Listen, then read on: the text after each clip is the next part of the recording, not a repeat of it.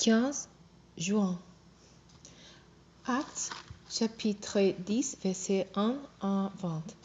À Césarée vivait un officier romain nommé Tronil, qui avait un poste de commandement dans la cohorte appelée l'Italique.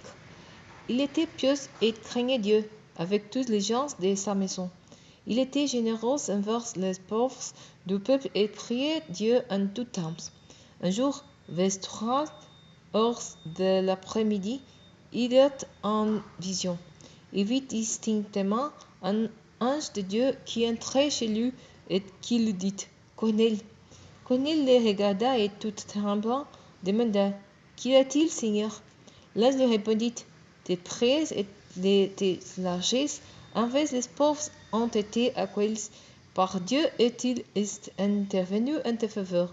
C'est pourquoi, maintenant, envoyez des hommes à Jaffa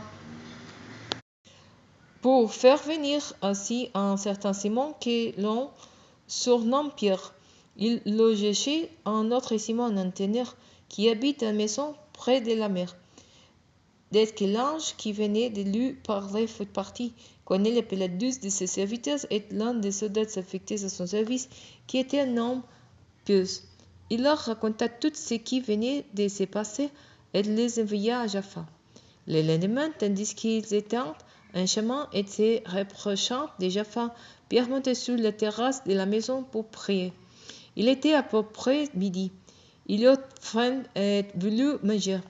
Pendant qu'on lui préparait son repas, il tomba en extase. Il vit les cils ouverts et une sorte de grande toile tenueuse 4 qui s'abaissait et descendait vers la terre. Elle contenait toutes sortes d'animaux, des quadrupèdes, des reptiles et des oiseaux.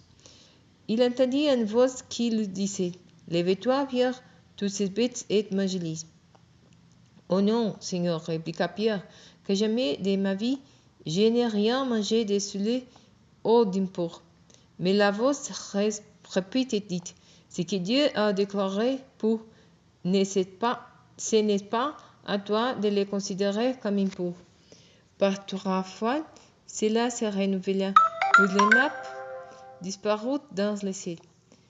Pierre était fort perplexe et se demandait ce que cette vision signifiait. Pendant ce temps, les hommes envoyés par Corneille s'étaient renseignés pour savoir où se trouvait la maison de Simon, et ils se présentèrent à la porte d'entrée. Ils appelèrent et demandèrent si c'était bien là que logeait Simon, surnommé Pierre. Comme Pierre en est toujours à réfléchir sur sa vision, l'Esprit lui dit « Écoutez, il y a 3 hommes qui te demandent. Va, descends et passe avec eux sans hésiter, car c'est moi qui les ai envoyés. »